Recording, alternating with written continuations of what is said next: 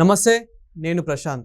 ఈ మధ్యకాలంలో సోషల్ మీడియాలో మనకి ఎక్కువ వైరల్ అయింది ఒకే ఒక్క వీడియో. అది అలెక్యా చిట్టి వారి వాయిస్ ఏదైతే ఉందో, సో అదైతే చాలా ఇప్పటికీ ట్రెండింగ్ అయితే అవుతుంది. ఒక్కటి కాదు, రెండు కాదు, అలా డే బై డే వస్తూనే ఉన్నాయి ఇలాంటి వాయిస్లు, అలాంటి బూతు పురాణం అని చెప్పుకోవచ్చు.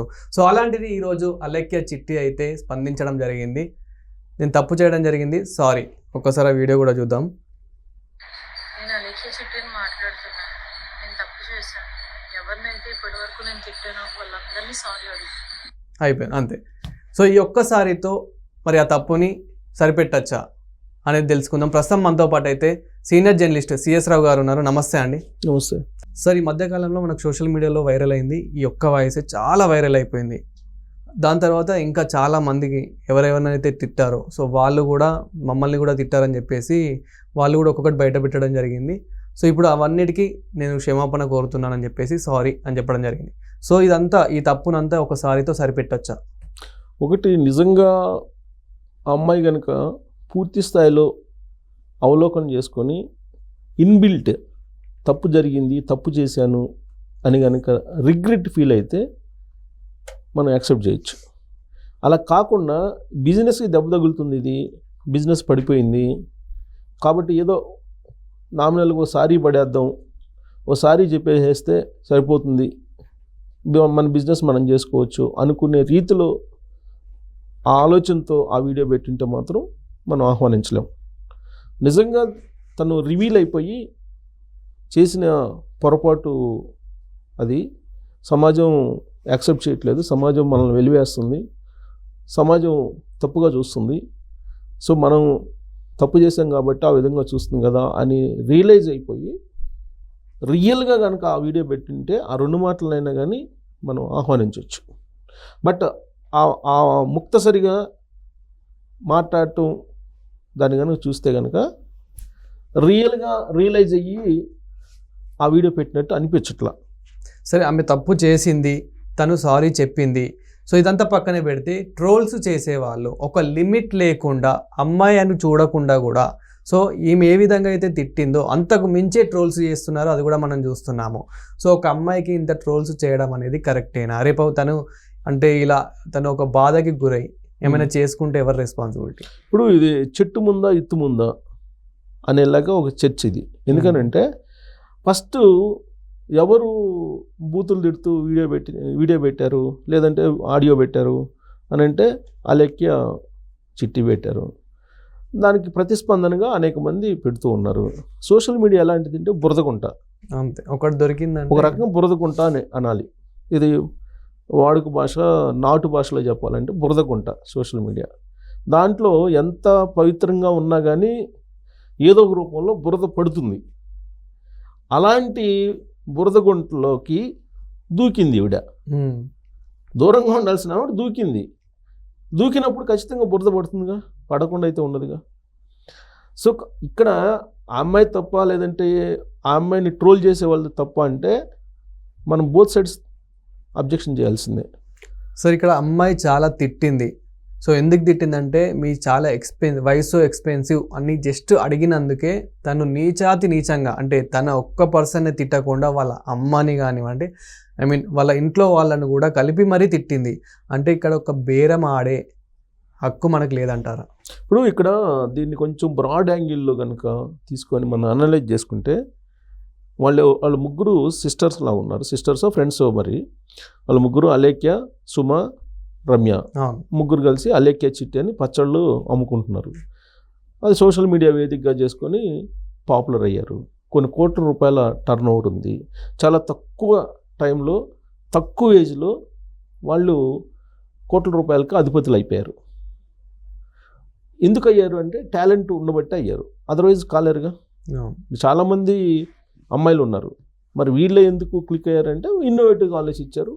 ఖచ్చితంగా వాళ్ళ దగ్గర ఆలోచనలు ఉంది, ఇన్నోవేషన్ ఉంది, వాళ్ళు స్టాండర్డ్స్ మెయింటైన్ చేశారు. ఆ స్టాండర్డ్స్ నచ్చారు వినియోగదారులు. వాళ్ళు ఏ రేటు పెడితే ఆ రేటుకి కొనుగోలు చేస్తూ ఉన్నారు.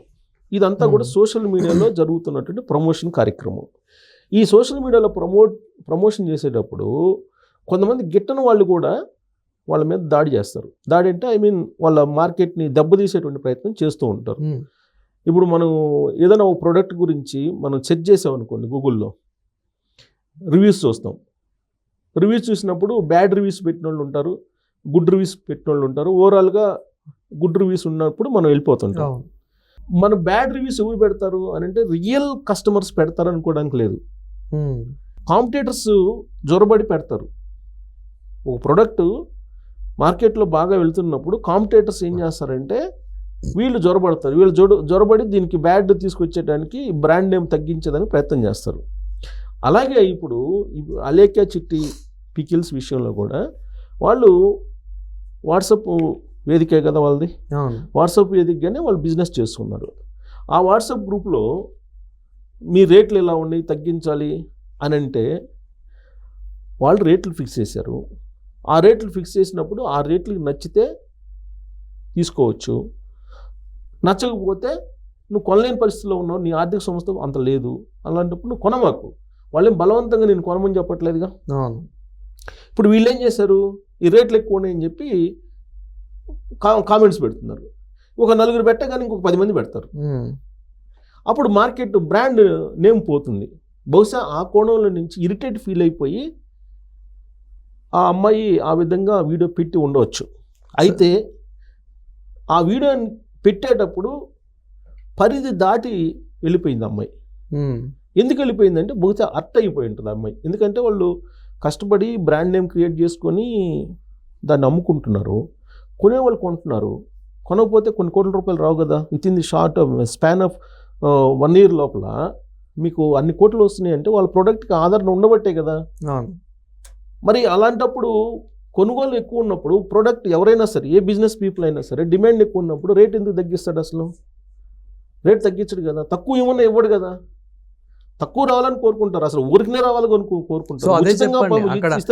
కోరుకుంటారు. అమ్మాయి కూడా అదే చెప్పాలి. ఏమని చెప్పాలి అని అంటే మాది క్వాలిటీ కానీ క్వాంటిటీ కానీ చాలా బాగుంటుంది, టేస్ట్ కానీ ఏ విధంగా చూసుకున్నా కానీ మాకు మైనస్ అనేది లేదు, అందుకే సో రేట్స్ అనేటివి కొంచెం ఎక్స్పెన్సివ్ ఉంటాయి అని చెప్పాలి. అంతేగాని అలా తిట్టడం ఎందుకు?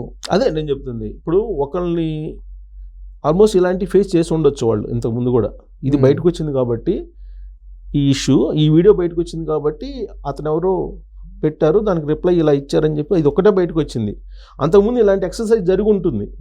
వాళ్ళు ఇరిటేట్ ఫీల్ అయి ఉంటారు. ఇలాంటిది చాలామంది అడిగి ఉంటారు, రేట్లు మీరు ఎక్కువ ఉన్నాయి, మీ ప్రోడక్ట్ అలా ఉంది, ఇలా ఉంది, ఇవన్నీ కూడా. యాక్చువల్గా వాళ్ళు ఆ రివ్యూస్కి సమాధానం ఇవ్వాల్సిన అవసరం కూడా లేదు. ఇప్పుడు రేట్లు తగ్గించమన్నాడు, మేము ఎందుకు తగ్గించాలని రిప్లై కూడా ఇవ్వాల్సిన అవసరం లే. ప్రోడక్ట్ బాగుంది, కొనుక్కునే వాళ్ళు కొనుక్కుంటారు, కొనుక్కునే వాళ్ళు కొనుక్కోరు, అంతే. కాకపోతే అక్కడ ఏదో జరిగి ఉంటుంది. ఇప్పుడు ఒక చెయ్యి ఇలా అంటే ఇంకో ఈ చెయ్యి కూడా ఇలా అంటేనే సౌండ్ వస్తుంది. అవును, ఒక చెయ్యి ఇలా ఊపినందు మాత్రం సౌండ్ రాదు, ఎంత ఊపినా కానీ. కాబట్టి దీని వెనక ఖచ్చితంగా జరిగి ఉంటుంది. ఆ జరిగింది ఏం జరిగింది అనేది అమ్మాయిలుగా వాళ్ళు చెప్పలేరు కొన్ని. బహుశా నేను అనుకోవటం అమ్మాయి అదే అంతకుముందు చాలా జరిగిందని కూడా చెప్పారు కదా. అమ్మాయి ఒక అమ్మాయి చెప్పింది, ఎవరు సుమనో లేకపోతే అలేఖ్యనో, రమ్య చెప్పింది కదా, దీని వెనక చాలా జరిగింది అని. ఏం జరిగింది అనేది అన్నీ చెప్పలేరు కదా వాళ్ళు. సరే, ఇక్కడ తప్పు చేసింది, తిట్టింది, అన్ని చేసిందంతా అలేఖ్య చిట్టి, కానీ మంచి స్పష్టంగా వివరణ ఇచ్చింది మాత్రం సుమ గారు, అదే విధంగా రమ్య. వాళ్ళు ఒక స్పష్టంగా అసలు ఏం జరిగింది ఏంటి అని చెప్పేసి సారీ అని చెప్పేసి వీళ్ళు చెప్పడం జరిగింది. ఏమే జస్ట్ వచ్చేసి తప్పు చేసిన వ్యక్తి మాత్రం వచ్చి నేను తప్పు చేసాను సారీ అంటే సరిపోతుందా? అదే చెప్పేది. ఇప్పుడు వాళ్ళు తప్పు జరిగింది సారీ అని చెప్పి చెప్తుందంటే పూర్తి స్థాయిలో రిగ్రెట్ ఫీల్ అయ్యి, పూర్తి స్థాయిలో ఇది మొత్తం అర్థం చేసుకొని సమాజం మీద ఒక అవగాహన వచ్చి ఇలా ఉంది సమాజం, మనల్ని వ్యతిరేకిస్తుంది అనే భావనతో వచ్చి వాళ్ళు పూర్తి మారితే ఓకే. అలా కాకుండా ముక్తసరిగా చెప్తే మాత్రం ఇంకా ఎప్పుడైనా సరే మళ్ళీ రిపీట్ అవుతుందండి. బట్ అది రియల్గా ఆర్ట్ఫుల్గా చెప్తే మనం ఆహ్వానించవచ్చు. అయితే దీనికి ఎండ్ పడుతుందంటే, ఎండ్ కార్డు పడుతుందంటే పడదు. ఎందుకంటే బిజినెస్, అది బిజినెస్ని దెబ్బకొట్టడానికి అనేక మంది ప్రయత్నం చేస్తూ ఉంటారు. ప్లస్ ఇప్పుడు వాళ్ళు చెప్పేది ఏంది, వాళ్ళు అంతకుముందు చాలా మాట్లాడారు అని చెప్తున్నారు. ఇప్పుడు ఈ అమ్మాయి మాట్లాడినటువంటి వీడియో వింటే కనుక అసలు అది అమ్మాయిలు మాట్లాడేటువంటి భాష అయినా అనిపిస్తుంది. కాకపోతే ఆ అమ్మాయిని ఎంత ఇరిటేట్ చేస్తుంటే అలా మాట్లాడుంటారనే కోణంలో కూడా ఆలోచించాలి మనం. జస్ట్ పికిల్ రేట్ అడిగినందుకే ఇలా మాట్లాడింది ఆ అమ్మాయి అంటే even అనేది మాత్రమే తెలుస్తుంది. మనం ఈరోజు ఎక్కడికి వెళ్ళినా అది ఫిక్స్డ్ ప్రైస్ అని ఉన్నా కానీ ఏమైనా డిస్కౌంట్ ఉందా దీని మీద 1/1 ఇలాంటివి 1/2 ఇలాంటివి ఏమైనా ఆఫర్స్ ఉన్నాయని జస్ట్ మనం ఒక అడుగుతాం అంతే. లేదు sir, sorry sir, next time sir, ఏదో ఒకటి చెప్పేస్తాం. అవును. సో వీళ్ళు కూడా అదే చెప్పండి. ఇది రోడ్ సైడ్ బిజినెస్ అయితే, ఉమ్, మీకు ఆన్లైన్ బిజినెస్ అయితే ఈ కామర్స్లో వాడు ఎంత పెడితే అంత తీసుకుంటాం కదా మనం. అవును. రోడ్ సైడ్ బిజినెస్ అయితే కాదుగా, వీళ్ళు పెట్టేది రోడ్ సైడ్ బిజినెస్ కాదుగా, online e commerce online business. వాళ్ళు ఇష్టం పెట్టుకుంటారు రేటు, ఇష్టం అయితే కొనడం లేకపోతే లేదు.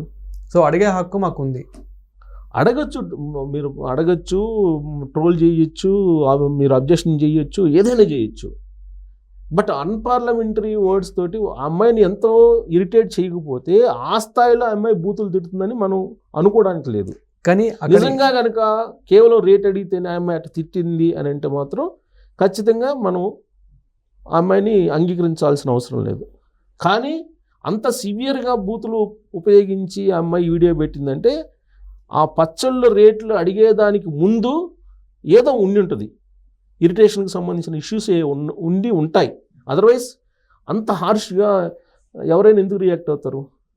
జనరల్గా రియాక్ట్ కాదు కదా ఎవరు కూడా. అంత హార్ష్గా రియాక్ట్ కావాలని అంటే డెఫినెట్గా దాని వెనక ఇంకా ఎక్కువ బలమైనటువంటి ఫోర్స్ ఏదో ఉంటుంది. మీరు అన్నది 100కి 100% కరెక్టే. అంటే అమ్మాయిలు అన్నాక ఇలాంటివి ఫేస్ చేయక తప్పదు. ఎందుకంటే వాళ్ళు ఇంకా ఇన్స్టా ఇన్ఫ్లుయెన్సర్స్ కాబట్టి, యూట్యూబ్ ఇన్ఫ్లుయెన్సర్స్ కాబట్టి 100% ఇలాంటివి వస్తుంటాయి. కానీ ఎవరి మీద కోపము ఇతని మీద చూపించారు. ఎందుకంటే నెక్స్ట్ టైం వాళ్ళు సారీ చెప్పడం జరిగింది కాబట్టి. సో అలా ఒకరి మీద కోపం ఇక్కడ చూపించడం ఎంతవరకు? నేను అనేది అదే, ఇప్పుడు మన సోషల్ మీడియాలో ఉంటే గ్రూప్ ఆఫ్ పీపుల్ ఉంటారు. ఇలాంటి వాళ్ళు అనేక మంది రకరకాలుగా వాళ్ళని ట్రోల్ చేసి ఉంటారు, రకరకాలుగా వాళ్ళని ఇరిటేట్ చేసి ఉంటారు. ఆ ఇరిటేషన్ క్రమంలో బహుశా ఇతను వాటా వచ్చి ఉంటుందేమో. అమ్మాయిలైనంత మాత్రాన పడాలి, ఏదంటే అది అనడానికి లేదు. అమ్మాయిలు అయినంత మాత్రాన ఏదంటే అది అంటాము అని అంటే అది ఎవరిచ్చారు రైట్? ఎక్కడుంది రైట్? అమ్మాయిలకు ఉండేటువంటి హక్కులు అమ్మాయిలకు ఉన్నాయి కదా వాళ్ళకి. సో కాబట్టి ఇక్కడ మనం ఈ ఈ ఇష్యూని ఇంతటితోటి కనుక ఫుల్ స్టాప్ పెట్టకపోతే సోషల్ మీడియాలో వాళ్ళు నిజంగా కూడా వాళ్ళు ఏదైనా చేయరానిది చేసుకుంటే అప్పుడు ఎవరు బాధ్యత వహిస్తారు అనుకుందాం. అంటే నేను అనుకోవటం వాళ్ళు అంత మానసికమైనటువంటి దౌర్బల్యంతో ఉన్నారని నేనైతే అనుకోను. వాళ్ళు మానసికమైనటువంటి ధైర్యం, ఆత్మస్థైర్యం ఎక్కువగా ఉన్నటువంటి అమ్మాయిలే అని నేను అనుకుంటున్నాను, వాళ్ళ మాటలను కానీ వాళ్ళ ప్రమోషన్స్ కానీ అవన్నీ చూస్తుంటే. బట్ ఏదన్నా జరగడానికి జరిగితే లేదు, సోషల్ మీడియాలో అనేక మంది రకరకాల వాళ్ళు ఉన్నారు. ఇప్పుడు వాళ్ళు బయట తిరిగేటప్పుడు ఏదన్నా చేస్తారనుకోండి, పరిస్థితి ఏంటి? సో కాబట్టి ఈ ఇష్యూని ఇంతటితోటి క్లోజ్ చేస్తే బెటరు. బట్ క్లోజ్ అవుతుందని నేనైతే అనుకోను. ఎందుకంటే ఇది సోషల్ మీడియా వన్స్ వెళ్ళిపోతుంది కాబట్టి దీని ఎండింగ్ ఏంటి అనేది మనం ఊహించడం కూడా కష్టంగా ఉంది.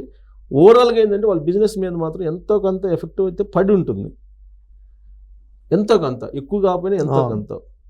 కాకపోతే వాళ్ళ ప్రోడక్ట్ బాగుంది, వాళ్ళ ప్రోడక్ట్ నచ్చితే ఎవరిని కామెంట్స్ పెట్టుకున్నా తీసుకుంటారు, అది వేరే విషయం. బట్ ఓవరాల్గా అయితే వాళ్ళ బిజినెస్కి ఎంతో కొంత నష్టం జరిగింది కాబట్టి ఆ అమ్మాయి ముక్తసరిగా అయినా వచ్చి సారీ చెప్పింది అని మనం అనుకోవాలి. Thank you sir. Thank you.